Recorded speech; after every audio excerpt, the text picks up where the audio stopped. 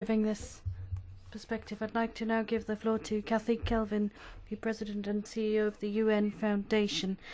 She will tell us her perspective and how it links into other issues related to energy and wider spanning issues and multidisciplinary areas. I'd like to give you the floor, Madam Kelvin.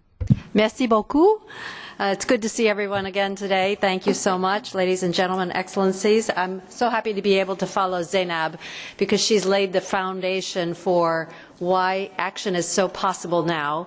We know we have the tools in UN resolutions. We know we have the commitment in people like you. We just need to make sure that by 2015, when we look at the progress and stock taking against Security Resolution 1325, we can be able to report much greater progress. So let me just review very quickly the goals of 1325. It was to reduce the number of conflicts around the world.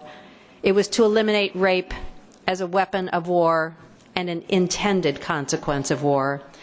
It was to combat the culture of impunity, which Zainab referred to, for sexual violence, and to ensure that we can build sustainable peace.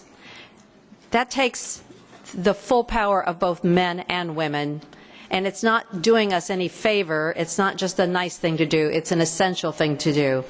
If we look at the history of non-combatants who have been wounded or killed in conflict over the past 50 years, it's a telling reason why women must stand up.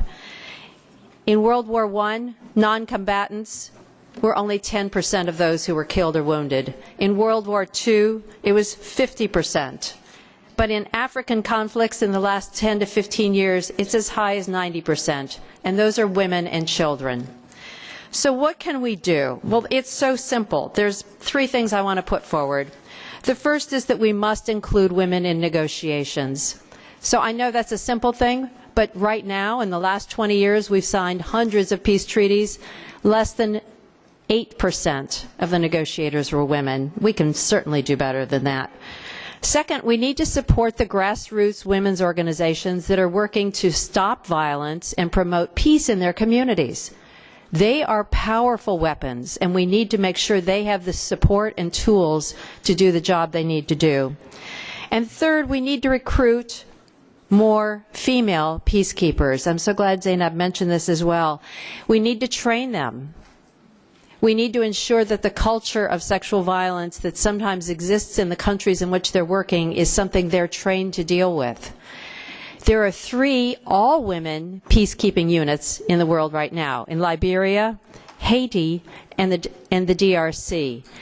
We know we can do much more. In the 13,000 peacekeepers that are in existence now, roughly 3% are women serving in military positions, 10% are women serving in police positions, and 30% are serving in civilians. Women as peacekeepers are a sustaining force for peace. So why not? We need to take this on as a serious obligation.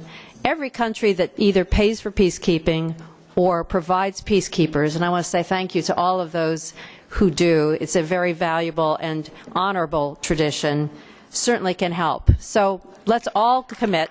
Yeah, thank you all.